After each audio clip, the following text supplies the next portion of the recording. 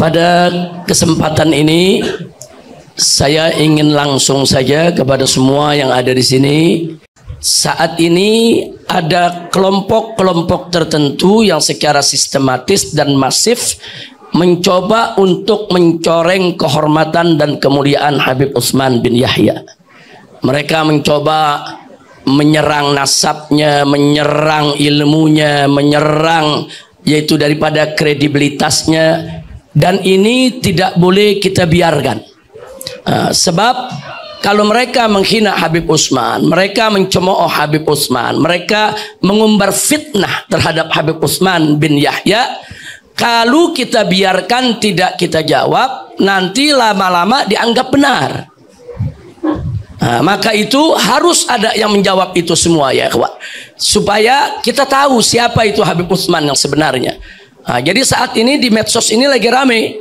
Mereka mengutip beberapa karya Habib Utsman, mereka mengutip beberapa literatur dari Belanda ya kawan, mereka mengutip beberapa pernyataan dari Senok Ugrong dan lain sebagainya, kemudian memfitnah Habib Utsman sebagai antek Belanda. Na'udzubillah min dzalik. Nah ini mesti kita wajib dijawab, nggak boleh dibiarkan. Wajib, saudara, baik oleh anak keturunan Habib Utsman bin Yahya, bahkan oleh seluruh habaib yang ada ya kawan, supaya persoalannya menjadi terang benderang insya Allah. Selamat pagi teman-teman dan sahabatku semuanya, salam akal sehat semuanya. Hari ini saya ingin membantah pernyataan dari Bung Rizik ya, atau Rizik Syihab, yang terkesan membela Habib Utsman dengan sangat tergopoh-gopoh menurut saya ya. Yang membela Mufti Batavia dengan tergopoh-gopoh, seolah-olah Mufti Batavia sebagai antek-antek Belanda, sebagai kaki tangan Senahogronyo, itu nggak benar ya. Bahkan ada beberapa statement yang menurut saya terkesan buta sejarah ya. Jadi bukan ujuk-ujuk Belanda angkat Habib Utsman sebagai mufti, enggak. Ulama-ulama di Jakarta, ulama-ulama di Bekasi, Depok, Tangerang, Bogor, itu rame-rame tempat bertanya mereka, tempat meminta fatwa mereka, tempat menimba ilmu mereka adalah di Habib Utsman bin Yahya. Bahkan Habib Ali bin Abdurrahman Habsyi Kuitang, Habib Ali bin Husain Al-Attas Bungur, atau disebut Habib Ali Cikini, semua menimba ilmu dari Habib Utsman ya ikhwan. Jadi kalau antum mau lihat apa yang sudah diperbuat Habib Utsman bukan hanya takliful kutub, tapi Habib Utsman juga takliful rijal, takliful qulub ya ikhwan. Ulama-ulama disatukan, beliau bentuk murid-muridnya. Kalau kita mau lihat seorang guru itu berhasil atau tidak, lihat murid-muridnya ya kawan. Murid-muridnya tersebar sebagai rijal. Sayyid Abdul Qadir Al-Habsyi, saudara Habib Ali Kuitang, Habib Ali bin Abdurrahman Al-Habsyi. Artinya saudara daripada Habib Ali adalah menantu daripada Habib Utsman bin Yahya. Jadi ada musyawarah, ada hubungan dengan habaib-habaib fenomenal yang ada di Jakarta ini. Kita jangan dengarkan fitnah yang aneh-aneh, fitnah yang macam-macam tentang Habib Utsman bin Yahya ya ikhwan. Kita tidak boleh memungkiri kalau memang ada dari keluarga kita yang memang antek-antek penjajah. Kita nggak boleh membela walaupun ada keluarga kita yang memang salah. Misalnya di Aceh, ada memang dari kalangan ningrat yang menjadi antek-antek Belanda. Ada kalangan ulama pada masa itu yang menjadi antek Belanda. Nggak masalah, memang kenyataan sejarah seperti itu. Mau seperti apa kita mewarisi sejarah untuk anak cucu kita, kalau ternyata banyak sejarah yang kita putar balikan supaya terkesan indah dan mewah, padahal cuman sampah. Ya. Itu referensinya dari mana Bung Rizik? Dari mana ente dapat referensi tentang Mufti Batavia? Nah baik, kemudian di tahun 1871, saudara di mana-mana manggil Habib Utsman mufti. Saudara, mufti. Akhirnya pemerintah Hindia Belanda pun mengakui kemuftian daripada Habib Utsman. Karena orang untuk jadi mufti kan ada syaratnya ya kawan. Nah ada ulama-ulama mau diangkat ke Belanda jadi mufti, nggak ada yang berani. Ada Habib Utsman. Mana berani mereka ya taqaddam ya tasaddar biwujudil Habib Utsman bin Yahya, alim kabir saudara. Habaib di Jakarta dan sekitarnya belajar dari Habib Utsman. Itu jelas-jelas di dadanya itu ada apa namanya itu lencana, apa itu bukan lencana, lupa saya namanya itu, pokoknya itulah di sini ya. Di sini ada medali ya, medali di sini ada medali singa salib kalau nggak salah saya, medali salib itu.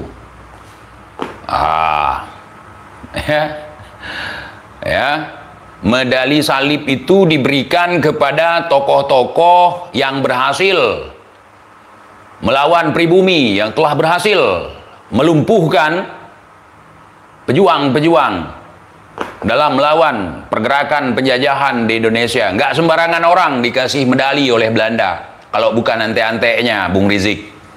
Ente jangan salah-salah ya, jangan mutar balikkan sejarah. Ente gampang sekali kalau memang ada gelar Habibnya atau dari kalangan ente langsung. Itu nggak bener, itu fitnah yang keji. Jangan begitu. Kalau memang itu keluarga kita, itu banyak. Di Aceh itu banyak dari kalangan Teku, dari kalangan Ningrat di Aceh, diberikan medali itu yang mau kerjasama dengan Belanda. Kalau nggak mau kerjasama, nggak akan dapat. Banyak sekali pejuang di Aceh nggak dapat medali, bahkan diburu sampai mati. Contoh, pahlawan perempuan yang namanya Cut Nyadin. Cut Nyadin itu sampai mati, sampai mata beliau buta pun tidak mau, dengan alasan apapun tidak mau kerjasama dengan Belanda. Itu Bung Rizik. Tuku Umar 2 kali berpura-pura menyerah kepada Belanda. Itu benar-benar pura-pura menyerah. Tertulis dalam sejarah. Beliau tidak ada sejarah yang menuliskan tentang Tuku Umar jadi pengkhianat, nggak ada. Itu jelas-jelas 2 kali beliau menyerah. Itu sejarah dari Belanda dan sejarah dari yang ditinggalkan oleh leluhur kita di sini. 2 kali menyerah untuk ngambil perlengkapan alutsista Belanda dan juga membawa lari uang koin emas Belanda. Itu, ya. Beliau sempat diberikan itu medali, itu sempat diberikan. Tapi beliau mengkhianati Belanda, bukan mengkhianati bangsa. Nah kemudian saudara, di tahun 1871 ya Belanda secara resmi mengakui Habib Utsman sebagai mufti Batavia. Saudara, tapi catat, saudara, Habib Utsman selama menjabat jadi mufti tidak pernah terima gaji dari Belanda. Nah ini mesti kita catat. Habib Utsman nggak terima gaji dari Belanda, saudara. Habib Utsman menolak, nggak mau terima gaji dari Belanda. Itu jelas-jelas di dadanya itu ada medali singa salib kalau nggak salah saya, medali salib itu. Kalau Habib Utsman karena kedekatannya dengan Belanda hanya untuk membela maslahat umat Islam disebut sebagai antek, maka saya mau balik bertanya, lalu bagaimana dengan jenderal-jenderal Indonesia dulu yang ikut Kenil? Kenil itu saudara, itu tentara Belanda. Tentara Belanda, begitu kita merdeka, jenderal-jenderal Kenil rame-rame ikut negara Republik Indonesia, saudara. Akhirnya mereka menjadi apa? Mereka juga ikut bersama-sama para pendiri bangsa dalam kemerdekaan. Mereka nggak disebut pengkhianat. Padahal sebelumnya mereka tentara Belanda, mereka kerja dengan Belanda, saudara. Baru begitu ada kesempatan merdeka, mereka berbalik. Yang sekarang mereka jadi TNI, saudara. Apa kita mau sebut mereka itu pengkhianat? Ya enggak dong, saudara. Anda sebut mereka pengkhianat, berarti jenderal-jenderal sepuh TNI pengkhianat semua tuh yang lulusan Kenil, saudara.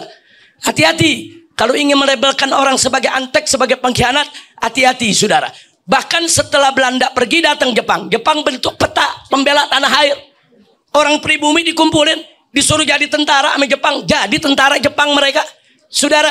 Tapi begitu ada kesempatan merdeka, peta ini berbalik melawan Jepang, kita merdekakan, kita punya negeri. Ini namanya innal harba khud'ah, saudara. Iya, yang namanya perang kan mesti strategi.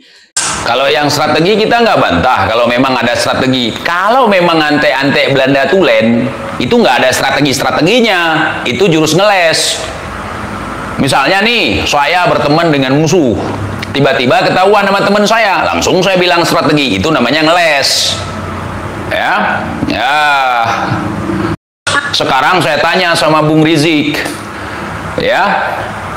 Di luar, selain daripada Aceh, saya tanya Bung Rizik. Atau daerah-daerah lain, boleh kalian jawab. Yang tidak bisa ditaklukkan oleh Belanda, yang tidak menyerahkan kedaulatan kepada Belanda, siapa? Siapa? Yang diakui kedaulatannya oleh Belanda selain Aceh, siapa? Coba. Saya nggak mau bahas terlalu dalam. Coba disebutkan, siapa? Hah? Semua tunduk kepada Belanda. Berarti strateginya nggak mujur. Ya, bukan strategi, tunduk takluk kepada Belanda. Nah, sekarang mari kita lihat sebelum Sunan Hugeng datang, saudara, dulu ada tokoh sebelum Sunan Hugeng itu, Van der Berg, itu pemikir daripada pemerintah Belanda. Dia meneliti dari Sabang sampai Merauke, dia laporkan ke Ratu Belanda bahwa karena Indonesia ini mayoritas adalah umat Islam, maka sebaiknya undang-undang yang berlaku di Indonesia adalah syariat Islam. Dari mana seorang Van der Berg ini bisa berpendapat sedemikian rupa, saudara? Di antaranya masukan dari Mufti Betawi Al-Habib Utsman bin Abdullah bin Aqil bin Yahya. Usulan Van der Berg ini diterima oleh Ratu, dan kemudian Ratu Belanda mengeluarkan putusan bahwa umat Islam di Indonesia harus pakai hukum Islam, sehingga didirikan mahkamah syariah, mahkamah syariat. Oh, Belanda mendirikan mahkamah syariat ya, Bung? Oh, gitu ya. Itu peninggalan kerajaan Bung Rizik. Bukan persetujuan Belanda. Bukan usulan dari Mufti Batavia. Itu peninggalan kerajaan-kerajaan Islam yang ada di Nusantara. Begitu menurut yang saya pelajari, Bung Rizik. Jadi pengadilan syariat itu zaman Belanda ada, saudara. Itu hasil perjuangan para ulama. Iya, hasil perjuangan para ulama. Tapi sebelum Belanda masuk, itu sudah ada. Ya. Nah, tapi ini ditentang oleh Sunan Hugeng. Nah, Sunan Hugeng ini punya penelitian berbeda. Dia nentang itu, dia nggak mau hukum Islam yang berlaku, saudara. Sunan Hugeng ini justru jahat. Dia mau obok-obok. Jadi Van der Berg ini pahlawan lah begitu ya, supaya Bani Alawi menang gitu ya, Bung ya. Pinter Anda berkilah. Van der Berg ini adalah salah satu orang ahli sejarah milik kerajaan Belanda. Ya, dia ahli sejarah. Ahli sejarah. Dan dia yang memasukkan kalian lah. Hebat. Sampai akhirnya Van der Berg ini dipecat, diberhentikan, digantikan oleh Snok. Snok mengatakan yang harus berlaku di Indonesia itu adalah hukum adat. Karena masyarakat Indonesia itu mayoritas mengikuti adat, bukan mengikuti Islam. Ini terjadi perdebatan sengit antara Habib Utsman bin Yahya dengan Sunan Hugeng, ya kawan. Kalau seandainya Sanahagranya mengatakan statement seperti itu, maka Sanahagranya tidak perlu belajar agama, tapi belajar adat. Jadi tokoh adat. Ini buktinya Sanahagranya masuk ke Indonesia sebagai tokoh agama, sebagai ulama, walaupun menyamar, untuk membatalkan yang namanya jihad, karena mereka takut dengan yang namanya jihad. Ya, iya Bung, gitu. Dia bukan duta adat, bukan duta budaya, duta agama. Sanahagranya ini. Ya, saya nggak pinter, tapi kalau hal-hal seperti ini saya mau untuk membahas. Ya. TIJ, narada ilmiahnya apa nih? Narada ilmiahnya jangan pakai buku SD. Iya justru yang dibilang sama beliau ini pakai buku SD.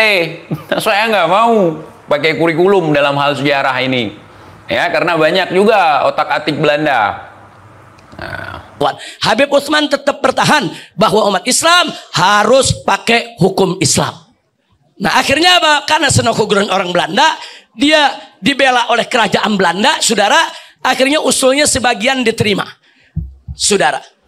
Sebagian usulnya diterima oleh negara, kemudian pengadilan syariat dibatasi wewenangnya. Yang tadinya wewenangnya luas, kemudian dibatasi hanya urusan perkawinan, pernikahan, urusan wasiat, urusan warisan, urusan itu semua yang membuat kompilasi hukum Islam di zaman Belanda adalah Habib Utsman bin Yahya. Ya, kalau nggak ada Habib Utsman saat itu, nggak punya kita kompilasi hukum Islam, nggak ada kita pengadilan syariat. Betul, yang membentuknya ada Belanda, ya Belanda yang berkuasa, saudara. Tapi itu siasat strategi yang begitu jenius dari Habib Utsman bin Yahya sehingga umat Islam punya pengadilan syariat, sehingga hukum Islam bisa berlaku. Alhamdulillah. Ada, siapa bilang sebelum ada Habib Utsman jauh-jauh hari di kerajaan Islam Samudra Pasai, di kerajaan Islam Perlat, di kerajaan Aceh sudah ada. Enak aja ente.